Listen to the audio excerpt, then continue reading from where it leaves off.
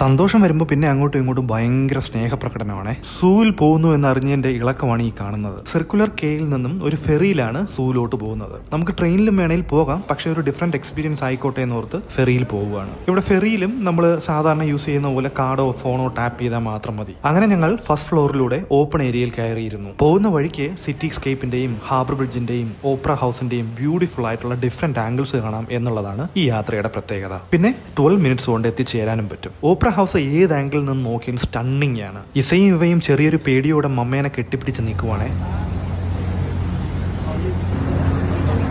ഇതിനിടയ്ക്ക് ടിക്കറ്റ് എടുത്തോന്ന് അറിയാൻ വേണ്ടിയിട്ട് ചെക്കിംഗ് ഒക്കെ വന്നു. നമ്മുടെ കാർഡിലോ ഫോണിലോ അവരും ഒന്ന് ടാപ്പ് ചെയ്ത് നോക്കും. അതാണ് അവരുടെ ചെക്കിങ്. ഇവരുടെ പ്രൊഫഷണൽ പൊളൈറ്റ് ബിഹേവിയേഴ്സ് എടുത്തു പറയേണ്ടതാകട്ടോ. പോകുന്ന വഴിക്ക് സിഡ്നി ഷോസിൽ ഒരുപാട് സെയിലിംഗ് ബോട്ട്സും ജെറ്റ് ബോട്ട്സും പ്രൈവറ്റ് യാച്ചും ഒക്കെ കാണാൻ പറ്റും. തരോങ്ക എന്ന് പറയുന്ന ഒരു സൂലോട്ടാണ് ഞങ്ങൾ ഈ പോകുന്നത്. ഓവർ 4000 ആനിമൽസ് ഇവിടെ ഉണ്ടെന്ന് പറയപ്പെടുന്നുണ്ട്. ഞങ്ങൾ അങ്ങനെ കരക്കെത്തി. ഇവിടെ നിന്ന് നടന്നോ ബസ്സിലോ പോകാം. ഫാമിലി ആയിട്ട് വരുന്നവർക്ക് ബസ്സിൽ പോകുന്നതാണ് നല്ലത്. നടന്നു പോകേണ്ടവർക്ക് പോകാം കേട്ടോ, പക്ഷെ കുറച്ച് അധികം നടക്കാനുണ്ട്.